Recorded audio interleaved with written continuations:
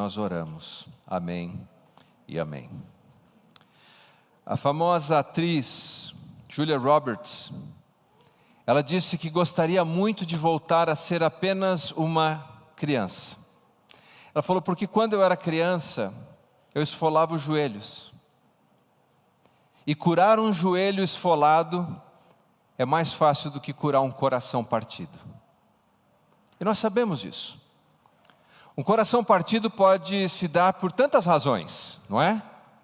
Às vezes é um amor que não é correspondido, inclusive dentro de relacionamentos conjugais. Há muita gente mal amada dentro de um casamento. Às vezes o coração está partido porque pessoas que amamos intensamente se foram. Foram antes de nós. E se tem uma coisa que sinceramente nunca é bem-vinda, é a morte. Nem nas melhores condições. Não é à toa que o Novo Testamento diz que é um inimigo a ser vencido.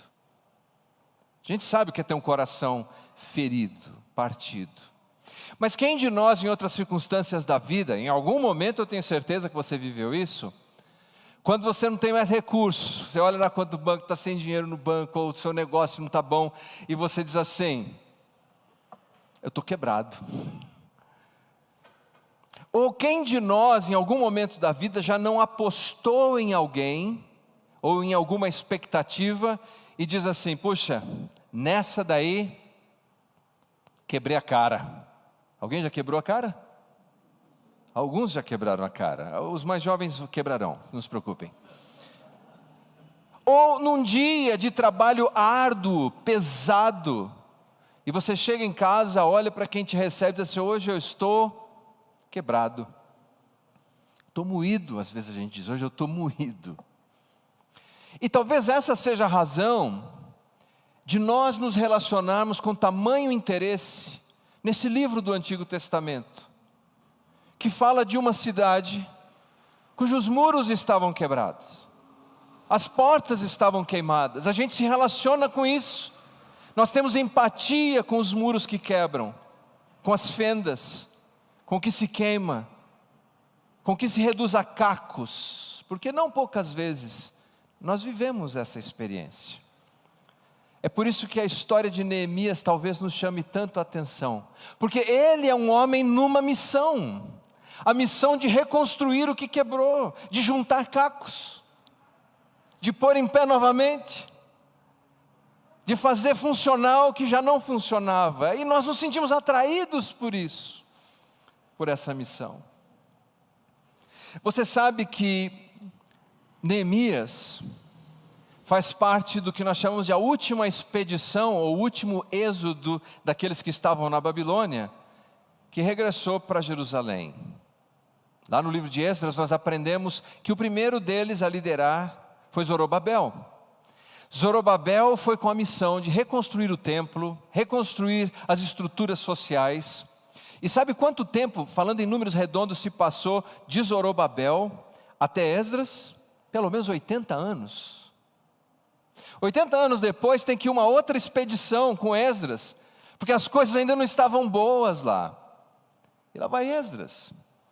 Mas depois de 13 anos, as coisas lá ainda não estão boas. E é aí que nós chegamos na história de Neemias. Abra sua Bíblia, por favor, no primeiro capítulo do livro homônimo do nosso personagem, Neemias, capítulo 1, a partir do primeiro versículo.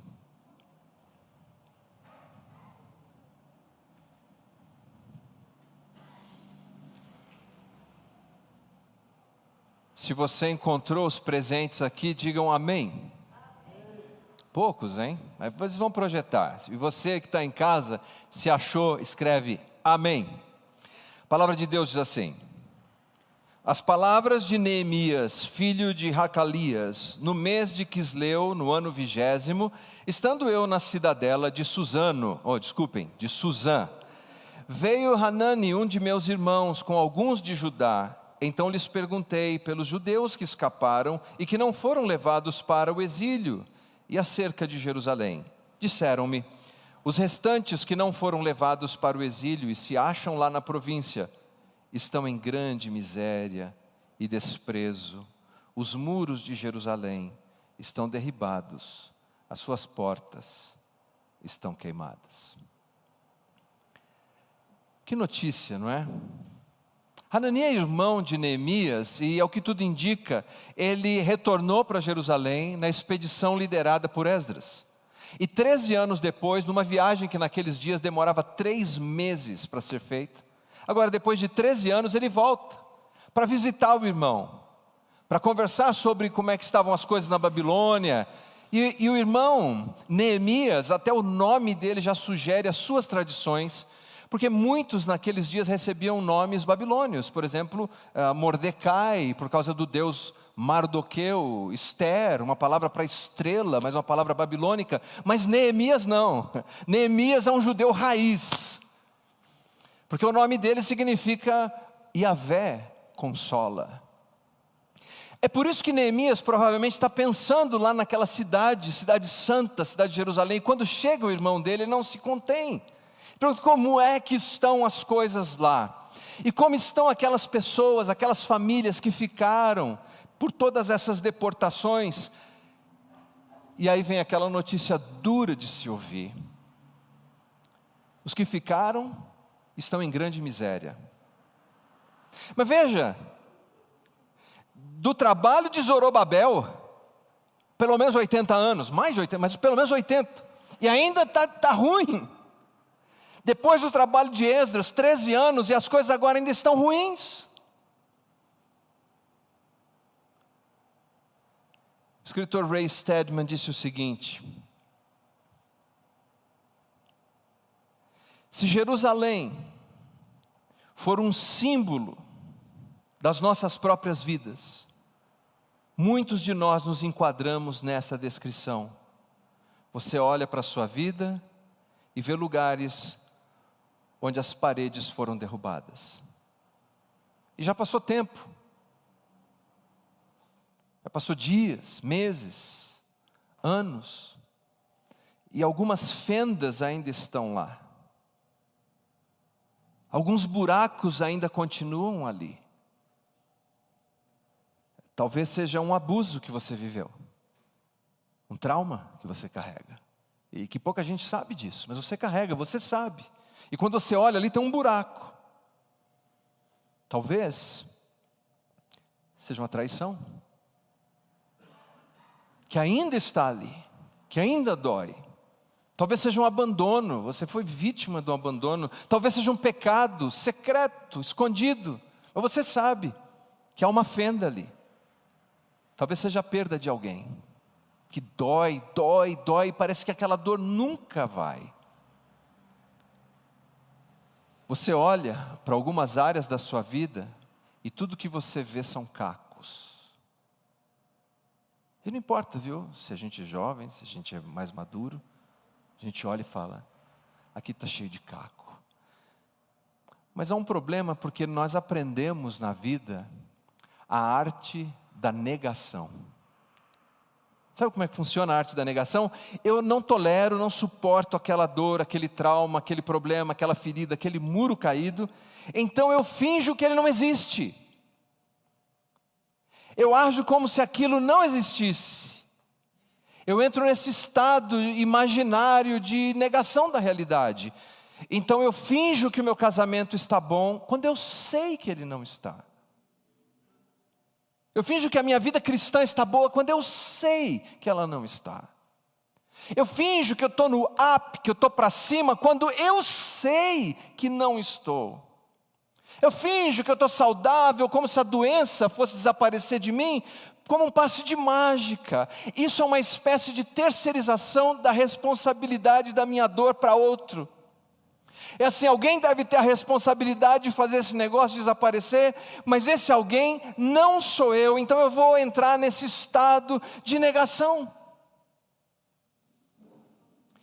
Eu vi uma tirinha de jornal, uma charge, em que um personagem, primeiro está bem enquadrado, bem fechado, e ele tem um livro na mão. E ele diz assim, nesse primeiro quadro, ele diz assim, nada como um livro para sair um pouco da realidade. No próximo quadro você olha e você nota que ele está na popa de um barco. Só que o barco está afundando. E no outro quadrinho o barco afunda mais, e está escrito a minha vida. E aí o que ele faz no último quadrinho? Ele apanha o livro e está suando. Ele quer sair daquela realidade. Mas o livro não pode tirar aquela dor. A negação não tira a dor. A negação, meus queridos, é como aqueles filmes que passavam antigamente na sessão da tarde, de Velho Oeste, de Bang Bang. Sempre tinha um poço de areia movediça. Quer ver? Ó, quem já viu esses filmes de areia movediça? Ó, já dá para saber até a idade. Dá para saber até a idade. O cara cai lá dentro do poço. Verdade, esse é verdade. Cai dentro da areia movediça. E quanto mais ele se mexe na areia movediça, mais ele afunda. A negação é assim. Se você continua se mexendo, mas tudo que você faz é se mexer dentro da negação, você não sai do lugar. Pelo contrário, a cada dia você afunda mais na negação. E a cada dia fica mais difícil sair para a realidade. E eu creio que aqui é um problema teológico seríssimo. Deus é o ser mais real, mais verdadeiro que existe. E por Deus ser tão real e tão verdadeiro, Deus só age na realidade. Deus não age na minha mandinga imaginária, no meu misticismo imaginário. Deus não age lá. Deus não age na minha projeção de um conto de fadas, na minha superstição. Deus não tem compromisso com a nossa superstição. Deus não tem compromisso com aquilo que é irreal. E eu me lanço nessa jornada de não realidade e nada acontece espiritual. Você já se viu lá, com orações forjadas, falseadas, decretadas, determinadas, e não funciona.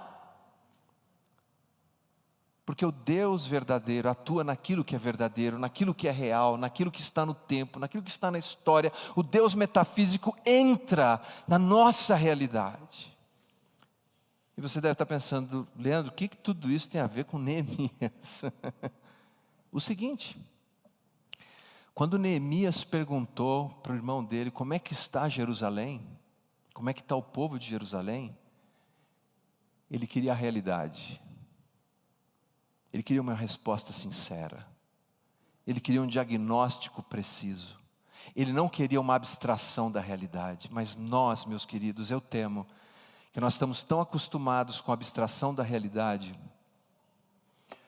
que nós costumamos até dizer o seguinte: se perguntamos para alguém, e aí, como vai?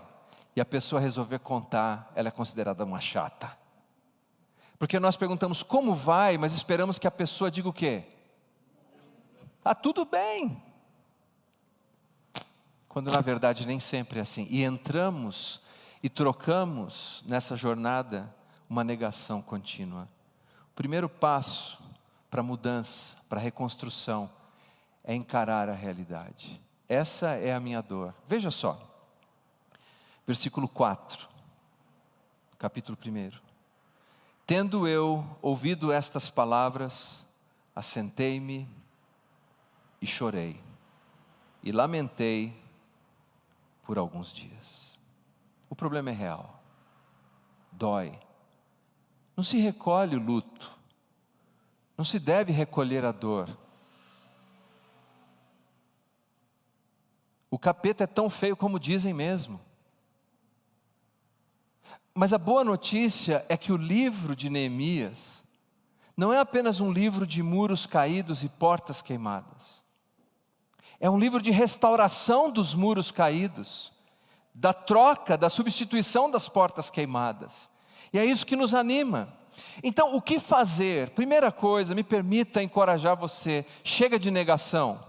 Encare o problema de frente, seja realista. Esse é um problema. Meu casamento não vai bem, minha saúde não vai bem, minha economia não vai bem, meu lar não vai bem, a minha fé não vai bem. Seja sincero. É assim que eu estou, é isso que é. Olhe de frente, se preciso, chore. Nós temos uma mania de querer proibir as pessoas de expressarem a sua dor. Jesus chorou.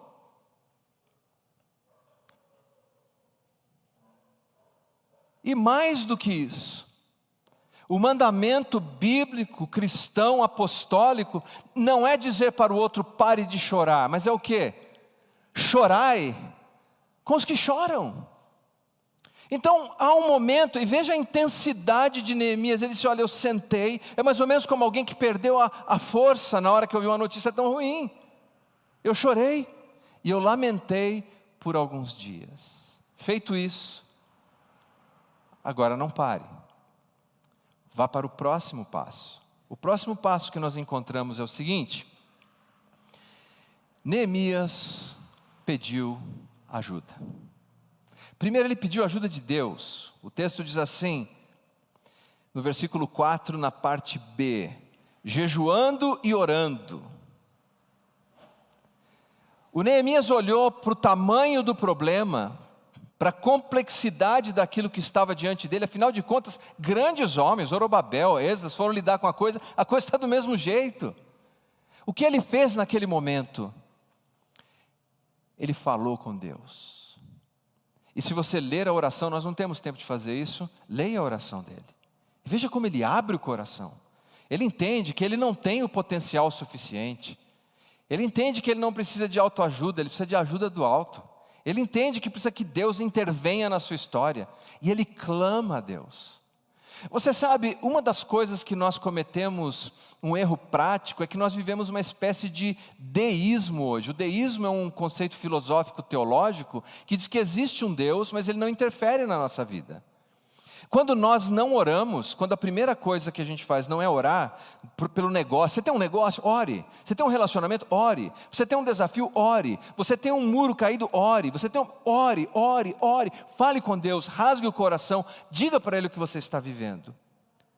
Porque a primeira pessoa que está interessada e que pode te ajudar é, como Neemias chama, o Deus Altíssimo.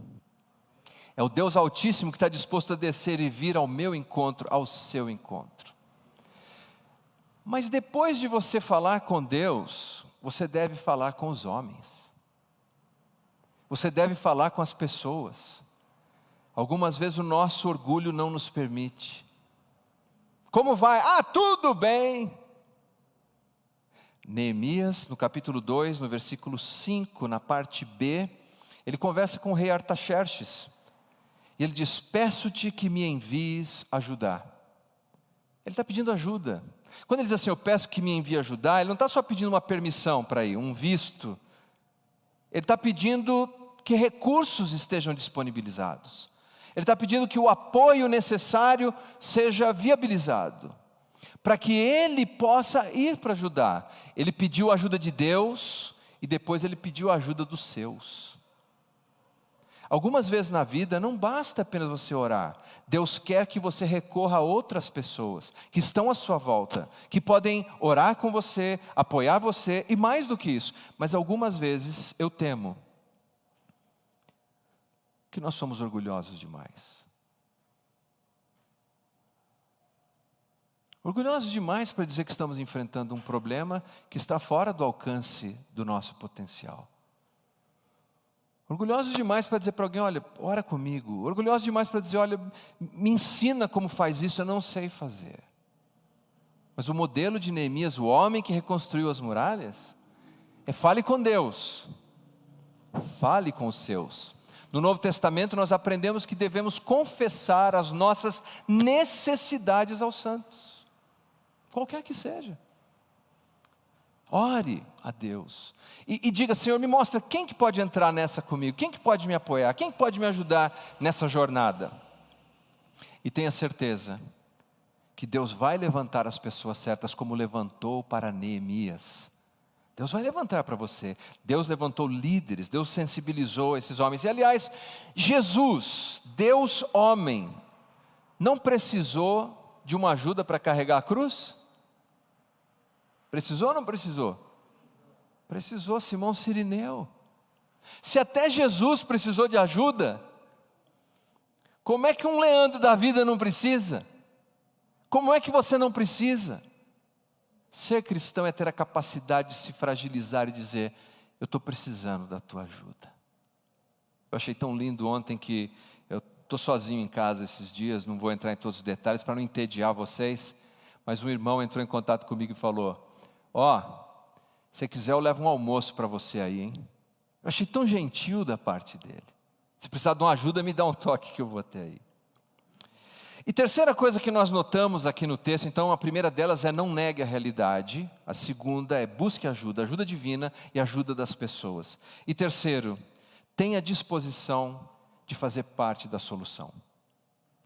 Nossa sociedade está repleta de pessoas que fazem parte do problema. Está cheio de gente que é problema. É filho problema, vocês não, tá? Vocês não. Mas tem filho problema, tem pai problema, ou não é? Tem mãe problema, é cheio de gente, tem pastor problema. Será que nós não cansamos de sempre fazer parte do problema? Neemias queria fazer parte da solução, por isso ele diz assim: me envia para ajudar, ajudar. Eu quero fazer parte, eu quero ser parte da solução. E por isso ele me envia, capítulo 2, versículo 5, me envie para ajudar. É o profundo desejo de fazer parte da solução. Eu tive uma fase muito difícil na minha adolescência, quando os meus pais se separaram, e eu me tornei muito rebelde, muito rebelde. Eu não vou fazer descrições físicas, eu fiz de manhã, depois até me arrependi, porque falo: pastor, é normal. É que na época não era. Eu vou dizer só uma, você que olha hoje não vai acreditar. Eu raspei meu cabelo do lado, tá? Eu vou dizer uma só para você entender. Na época, eu entendi, hoje é normal, na época não era. Eu pus um piercing na orelha. Isso. Aí um dia, sabe o que aconteceu? A minha mãe sofrendo para sustentar 2 filhos. Senta com o filho mais velho, e diz assim: meu filho. Sentou assim, do lado da minha cama. Eu nunca vou esquecer essa imagem. Ela chorando e dizendo: meu filho, eu preciso que você me ajude. Naquele dia me caiu a ficha. Eu não queria ser filho problema. Eu não era nem crente. Não tinha o evangelho ainda, mas eu entendi. Eu não quero ser filho problema. Que tal fazermos parte da solução?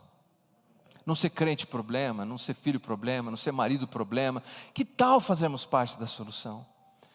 Um escritor que tem sido zombado, escritor canadense, chamado Jordan Peterson, ele diz o seguinte, e ele está sendo zombado por isso, viu? Especialmente os mais jovens. Ele diz assim: jovens, antes de saírem para mudar o mundo, por favor, arrumem o seu quarto. Porque não adianta a gente ir lá no Twitter e discutir os problemas do universo e da humanidade, se a gente não faz parte da solução nem em casa. Eu quero, como Neemias, pela graça de Deus, fazer parte da solução. Neemias queria, e ele se lançou nessa jornada. E sabe, não foi uma jornada fácil. Foi uma jornada difícil, porque quando você quer fazer o certo, não significa que será fácil. Você vai ter muitas dificuldades. E nós vemos na história que ele enfrentou muita oposição interna e externa. Uma das estratégias que utilizaram foi zombar dele, foi o cinismo, o sarcasmo. Olha só, capítulo 4, versículo 3. 4:3 de Neemias. Estava com ele Tobias, o amonita, e disse: ainda que edifiquem, vindo uma raposa, derrubará seu muro de pedra. Mas vai querer desanimar assim lá longe, não é? Não, ainda que você vai cair, a raposa vai derrubar. De tão frágil é o muro que você está fazendo. No mesmo capítulo, versículo 8, nós vemos que eles ameaçavam para desencorajar o povo, dizendo que atacariam Jerusalém. Eles queriam causar desânimo. Mas veja a resposta de Neemias no capítulo 4, versículo 14. Foi lido há pouco pelo presbítero Wagner. Olha só, 4:14. Inspecionei, dispus-me, disse aos nobres, aos magistrados e ao resto do povo: não os temais. Lembrai-vos do Senhor, grande e temível, e pelejai pelos vossos irmãos, pelos vossos filhos, vossas filhas, vossa mulher e a vossa casa. Não se desanime com isso. Não se desanime com os problemas. Não fique olhando apenas para essas dificuldades. Ele diz algo que eu considero tão lindo: lembra-te do Senhor. ele faz um convite para a gente olhar para trás, para olhar para a história, e ver tudo que Deus já fez. E no nosso caso, nós ainda temos uma vantagem sobre Neemias, porque quando olhamos para trás, nós vemos o Filho de Deus pendurado numa cruz, morrendo em nosso favor, ressuscitando ao terceiro dia, nos comissionando a viver a vida com abundância, e garantindo que um dia Ele venha ao nosso encontro. Qualquer que seja a angústia, qualquer que seja o muro quebrado, a fenda, a porta queimada, qualquer que seja a pressão, opressão, perseguição, lembra-te do Senhor. Lembra do Senhor. Porque se cai o álcool, ou se cai o muro, o Deus que usou Neemias de uma maneira tão extraordinária, lembre-se, Zorobabel, passaram-se 80 anos, ainda está caído. Esdras, 13 anos, caído. Quanto tempo Neemias ia conseguir fazer isso? Se é que conseguiria? Em 52 dias, os muros foram reconstruídos. Veja o que Deus pode fazer. E o capítulo 6, versículo 16, eu coloquei em algumas versões diferentes, só para a gente pensar nisso. Os adversários estão olhando, eles estão de queixo caído vendo aquela grande obra. E Neemias descreve assim: eles, os adversários, não são os santos, eles reconheceram que por intervenção do nosso Deus é que fizemos esta obra. A tradução Revista Atualizada, a tradução King James: pois conheceram que tínhamos feito toda essa grande obra mediante o auxílio constante do nosso Deus. A Nova Versão Transformadora: perceberam que a obra havia sido realizada com a ajuda do nosso Deus. É por Deus, é pela força de Deus, é pelo poder de Deus, é pela presença de Deus, que você vai conseguir fechar as fendas, os muros que caíram na sua vida. Eu quero encerrar com a história desse garotinho que desejava ir muito na festa de aniversário de um coleguinha. Isso aconteceu lá na Europa. No dia que o garotinho decidiu ir à festa, caiu uma nevasca. E era frio demais, neve para todo lado, e o pai falou: não, você não vai, filho. Eram só alguns blocos, era na vizinhança. Mas o pai falou: não, você não vai. E sabe como é que é criança? Ele disse assim: mas pai, todo mundo vai estar lá. Todos os pais vão deixar os coleguinhas ir. Deixa a gente ir, deixa eu ir lá com eles. Para surpresa daquele menino, o pai disse: tá bom, pode ir. O menino ficou assustado, botou agasalho, cachecol, touca, abriu a porta, o vento assoviava e o menino saiu andando com dificuldade. Trajeto curto, apesar de curto, ele demorou meia hora para chegar na casa do coleguinha, de tão difícil que estava andar. Quando ele chegou na casa do coleguinha, que ele tocou a campainha, ele resolveu olhar para trás, para ver como é que estava a nevasca. E ele viu o pai dele, estava ali acompanhando o tempo todo, já voltando para casa. Na sua tempestade, nos seus desafios, tal qual Neemias, você não está só.